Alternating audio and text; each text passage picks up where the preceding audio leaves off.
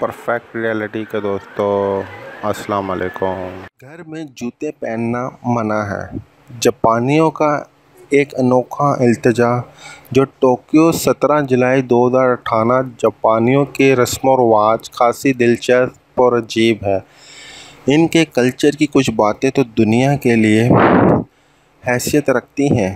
घर के अंदर जूते ना पहनना भी एक ऐसी बात है जैसे दुनिया आज तक हैरत से देखती रही है, लेकिन अब साइंसदानों ने इंसानी सेहत के लिए मुफीद करार दे दिया है। जापानी लोग बाहर से आते हैं तो अपने जूते घर के अंदरूनी हिस्से से बाहर ही रखते हैं। घर के अंदर या तो नंगे पाँव चलते फिरते हैं या ऐसे जूते इस्तेमाल करते हैं जो हमेशा घर के अंदर ही रखते हैं।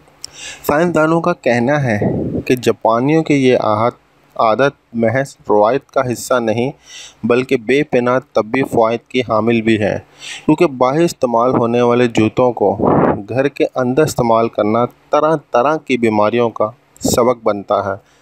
साइंसदानों ने एक ऐसी तहकीक भी मालूम किया है कि जब हम बाहर से घर के अंदर आते हैं तो हमारे जूतों के तलों पर तकरीबन 4,21,000 मुख्तलिफ़ इक़साम के बैक्टीरिया मौजूद होते हैं।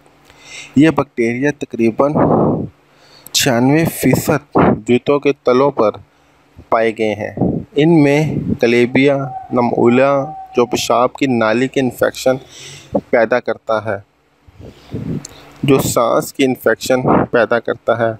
ई कोली जैसे बैक्टीरिया भी पाए गए हैं जो निज़ाम हाज़मा की बीमारियां पैदा करते हैं। माहिरीन का कहना है कि ये बैक्टीरिया सड़कों पर, रास्तों पर, फुटपाथ पर, बागीचों में और हर जगह मौजूद होते हैं।